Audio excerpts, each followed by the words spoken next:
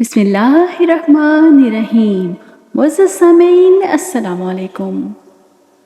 نمرود کی آگ سے نکلنے کے بعد حضرت ابراہیم علیہ السلام نے ملک شام کا رخ کیا اور وہیں زندگی بسر کرنے لگے۔ اس شہر میں آ کر حضرت ابراہیم علیہ السلام کا واسطہ ایسے لوگوں سے پڑا جو بڑے ہی خوبصورت اور اعلیٰ شان و شوکت والے کپڑے پہن کر کسی جگہ روانہ ہو رہے تھے۔ حضرت ابراہیم علیہ السلام نے ان لوگوں سے پوچھا کہ تم سب لوگ کہاں جا رہے ہو؟ انہوں نے جواب دیتے ہوئے کہا کہ ہم ایک بادشاہ کے محل میں جا رہے ہیں۔ ان کی ایک بہت ہی خوبصورت لڑکی ہے، وہ ایسی خوبصورت ہے کہ اس جیسی حسین عورت اس دنیا میں کوئی موجود ہی نہیں، لیکن اس کے لیے جو بھی رشتہ آتا ہے وہ اس کو انکار کر دیتی ہے۔ اس کا کہنا ہے کہ میں اپنی پسند کے لڑکے سے شادی کروں گی۔ 7 دن سے مسلسل یہ سلسلہ جاری ہے کہ سب لوگ وہاں جاتے ہیں۔ وہ شہزادی کسی کو پسند نہیں کرتی، سب کو محل کے میدان سے جانے کے لیے کہہ دیتی ہے۔ یہ بات سن کر حضرت ابراہیم علیہ السلام بھی ان لوگوں کے ساتھ اس بادشاہ کے محل میں یہ عجیب منظر دیکھنے چلے گئے۔ جب سب لوگوں کو اس محل کے میدان میں بٹھایا گیا تو وہ شہزادی اپنی نوکرانیوں کے ساتھ بہت ہی اچھے لباس کے ساتھ چہرے کو ڈھانپے ہوئے ایک بڑے سے برتن میں سونے چاندی کے جواہرات لے کر معمول کے مطابق سب لڑکوں کو دیکھنے لگی۔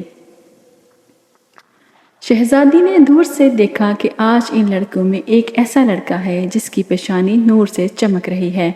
شہزادی نے اس لڑکے میں عجیب کشش محسوس کی تو وہ حضرت ابراہیم علیہ السلام کے پاس آئی اور سونے چاندی سے بھرا ہوا برتن حضرت ابراہیم علیہ السلام کی گود میں انڈیل دیا اور واپس جا کر اپنے والد کے ساتھ تخت پر بیٹھ گئی۔ حضرت ابراہیم علیہ السلام کو بادشاہ کے سامنے لایا گیا تو بادشاہ نے اپنی لڑکی سے کہا، اے میری پیاری بیٹی، تیری پسند بہت ہی اچھی ہے، تو نے تو نیک اور پرہیزگار لڑکے کو پسند کیا ہے۔ یہ لڑکا مجھے مالی لحاظ سے غریب لگتا ہے، اس لیے بادشاہ نے لڑکی سے کہا، اے میری بیٹی، یہ غریب ہے اور پردیسی لڑکا ہے، اس سے شادی نہ کرو۔ وہاں جو لوگ بیٹھے ہوئے تھے انہوں نے بادشاہ کی بیٹی سے حضرت ابراہیم علیہ السلام کی شادی کرنے کے لیے ہاں کروا دی۔ شادی کا سارا خرچہ بادشاہ نے دونوں طرف سے خود ہی کیا۔ بادشاہ کی لڑکی کی شادی کا چرچا سارے شہر میں ہو گیا تھا۔ سامعین گرامی، اس شہزادی کا نام حضرت سارہ سلام اللہ علیہا تھا۔ کچھ روایات میں یہ بیان کیا گیا ہے کہ سارہ اور اماں ہوا جیسی خواتین تھیں جو کہ انتہائی حسین و جمیل تھیں۔ حضرت ابراہیم علیہ السلام کی شادی کو ابھی چند دن ہی گزرے تھے کہ آپ علیہ السلام ملک مصر کی طرف ہجرت کر گئے۔ مصر میں اس وقت قبطیوں کی حکومت تھی اور یاد رہے کہ قبطیوں کے ہر بادشاہ کو فرعون کے لقب سے پکارا جاتا تھا۔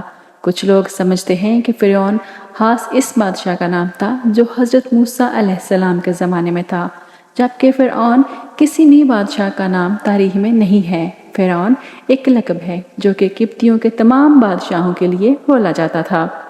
اس وقت عمرو بن امرتی القیس وہاں کا فرعون یعنی بادشاہ تھا۔ سفر پر جاتے ہوئے لوگوں نے حضرت ابراہیم علیہ السلام کو کہا، اے ابراہیم علیہ السلام، اپنی بیوی کو ساتھ لے کر نہ جاؤ، مصر کا بادشاہ عورتوں کا بے حد شوقین ہے، وہ عورتوں کو اپنی ہوس کا نشانہ بنا لیتا ہے۔ اس نے خوبصورت لڑکیاں اپنے سامنے پیش کرنے کے لیے آدمی رکھے ہوئے ہیں جو شہر سے لڑکیاں اس کے پاس لے کر آتے ہیں۔ وہ لڑکیوں کے ساتھ اپنی ہوس پوری کرتا ہے، ان لڑکیوں کو بے پناہ دولت دے دیتا ہے۔ جب بھی کوئی نیا مسافر کسی عورت کے ساتھ مصر میں داخل ہوتا ہے تو اس مصر کے بادشاہ کے فوجی اس عورت کو گرفتار کر کے سب سے پہلے بادشاہ کے پاس لے جاتے ہیں اور وہ فرعون اس عورت کو کچھ راتیں اپنے پاس رکھ کر پھر چھوڑ دیتا ہے۔ سامعین گرامی، یاد رہے کہ یہ فرعون کے تمام بادشاہوں کو فرعون کے لقب سے پکارا جاتا تھا۔ لوگوں کی بات کو سن کر حضرت ابراہیم علیہ السلام کے دل میں یہ بات آئی کہ میں تو کافی بوڑھا ہو گیا ہوں اور سارا بے حد حسین و جمیل ہے، ایسا نہ ہو کہ جو یہ لوگ کہہ رہے ہیں وہ سچ ہو جائے۔ اس ڈر سے حضرت ابراہیم علیہ السلام نے ایک بڑا سا صندوق لیا، اس میں اپنی بیوی کو بند کر کے اس صندوق کو تالا لگایا اور ایک اونٹ کے اوپر رکھ دیا۔ جب حضرت ابراہیم علیہ السلام قافلے والوں کے ساتھ شہر میں پہنچ گئے تو شہر والوں نے صندوق کو کھولنے کی کوشش کی۔ حضرت ابراہیم علیہ السلام نے شہر کے لوگوں کو صندوق نہ کھولنے کے لیے کہا اور فرمایا کہ تم اس صندوق کو مت کھولو، اگر تم کو اس کے بدلے سونا چاندی بھی وصول کرنی ہے تو میں وہ بھی دینے کو تیار ہوں۔ جب شہر کے لوگوں نے حضرت ابراہیم علیہ السلام کی یہ بات سنی تو ان کے دل میں یہ بات آئی کہ اس صندوق میں ایسی کیا چیز ہے جس کے بدلے میں یہ آدمی ہمیں سونا چاندی دینے کے لیے تیار ہو رہا ہے۔ انہوں نے کہا، ہم اس صندوق کو ضرور چیک کرنا چاہتے ہیں کہ اس میں کیا ہے۔ شہر کے لوگوں نے ضد کرتے ہوئے اس صندوق کو کھول دیا تو انہوں نے دیکھا کہ ایک حسین اور جمیل عورت اس صندوق میں بند کی گئی ہے۔ انہوں نے کبھی اتنی حسین و جمیل عورت نہ دیکھی تھی۔ انہوں نے حضرت ابراہیم علیہ السلام اور سارہ کو لیا اور فرعون بادشاہ کے سامنے پیش کر دیا۔ جب بادشاہ کی نظر سارہ پر پڑی تو بادشاہ نے حضرت ابراہیم علیہ السلام سے دریافت کیا کہ یہ عورت آپ کی کیا ہے؟ حضرت ابراہیم علیہ السلام جواب دیتے ہوئے فرماتے ہیں کہ یہ میری بہن ہے۔ حضرت ابراہیم علیہ السلام کا جواب سنتے ہی مصر کے بادشاہ نے کہا کہ تم اپنی بہن مجھے دے دو۔ حضرت ابراہیم علیہ السلام نے کہا کہ وہ خود جو فیصلہ کر لے وہ مجھے منظور ہے۔ سارہ نے کہا کہ میں پناہ مانگتی ہوں اللہ تعالیٰ سے۔ بادشاہ حضرت سارہ کے حسن کے بارے میں اپنے کارندوں سے آگاہ ہو چکا تھا۔ اس کی نیت جو پہلے ہی خراب تھی وہ اب اس کا ارادہ اور زیادہ برا ہو گیا۔ اب اس نے حکم دیا کہ اس لڑکی کو نہلا دھلا کر لباس فاخرہ پہنا کر میری خلوت گاہ میں لے آؤ۔ ملعون کے حکم کی تعمیل کی گئی۔ جب حضرت سارہ کو تیار کر کے فرعون کی خلوت گاہ میں پہنچا دیا گیا تو آپ وہاں پر اللہ تعالیٰ کے حضور عبادت میں مصروف ہو گئی۔ چنانچہ فرعون خلوت گاہ پہنچا اور بی بی سارہ سلام اللہ علیہا کی عبادت ختم ہونے کا انتظار کرنے لگا۔ حدیث پاک کے الفاظ ہیں کہ حضرت بی بی سارہ سلام اللہ علیہا نے اللہ پاک سے یوں دعا کی، اے اللہ، اگر میں تجھ پر اور تیرے رسول ابراہیم علیہ السلام پر ایمان رکھتی ہوں اور اگر میں نے اپنے شوہر کے سوا اپنی شرمگاہ کی حفاظت کی ہے تو مجھ پر ایک کافر کو مسلط نہ کر۔ روایات میں ہے، اس طرح بیان کیا گیا ہے کہ اللہ تعالیٰ نے اسی وقت حضرت جبرائیل علیہ السلام کو بھیجا اور فرمایا کہ حضرت ابراہیم علیہ السلام کی آنکھوں سے پردہ ہٹا دو تاکہ وہ اپنی عورت کو دیکھ سکیں۔ بادشاہ مصر اور سارہ جو بات چیت کریں وہ حضرت ابراہیم علیہ السلام خود دیکھیں اور سن سکیں۔ فرعون مصر حضرت سارہ کو اپنی طرف مائل کرنے کی کوشش کرتا رہا پر وہ ہر بار ناکام ٹھہرایا گیا۔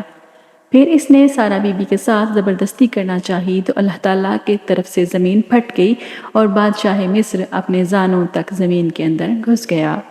جب اس کا کوئی چارہ نہ چلا تو اس نے سارہ بی بی کو کہا کہ یہ عورت جادوگر ہے۔ حضرت سارہ نے جواب دیتے ہوئے کہا، اے بدقسمت بادشاہ، میں جادوگر نہیں ہوں۔ میرا خاوند حضرت ابراہیم علیہ السلام اللہ تعالیٰ کا بہت اچھا دوست ہے۔ اللہ غفور و رحیم ہے، سب کچھ دیکھنے والا ہے، وہ ظاہر اور پوشیدہ کو اچھے طریقے سے جان جاتا ہے۔ میرا خاوند اللہ تعالیٰ سے یہ دعا کر رہا ہے کہ تیری بری نیت میری طرف سے ٹل جائے۔ ہر بار اللہ تعالیٰ اپنے دوست کی دعا قبول کر رہا ہے۔ سارہ بی بی کی زبان سے یہ الفاظ سن کر مصر کے بادشاہ نے توبہ کر لی تو اللہ تعالیٰ نے اس کو زمین سے باہر نکال دیا۔ سامعین، جب وہ زمین سے باہر نکل آیا تو پھر اس کی نیت خراب ہوئی تو اس نے حضرت سارہ کو بد نظر سے دیکھا تو اللہ تعالیٰ کے حکم سے اس کی نظر جاتی رہی۔ جب وہ آنکھوں سے نابینا ہو گیا تو اس نے سارہ سے کہا، اے بی بی، میرے لیے اللہ تعالیٰ سے دعا کرو کہ میں ہمیشہ کے لیے اس بدکاری سے بچ جاؤں۔ حضرت سارہ نے بادشاہ مصر کے لیے اللہ تعالیٰ سے دعا کی، اے اللہ، اس زانی شخص کو سیدھا راستہ دکھا دے۔ اللہ تعالیٰ نے حضرت سارہ بی بی کی دعا کو قبول کرتے ہوئے اس کی آنکھوں کی بینائی واپس لوٹا دی۔ جب اس کی آنکھیں ٹھیک ہو گئیں تو اس نے ایک بار پھر سے حضرت سارہ کی طرف بدکاری کرنے کی کوشش کی تو اس بار اس کا سارا جسم ایک جگہ پر رک گیا۔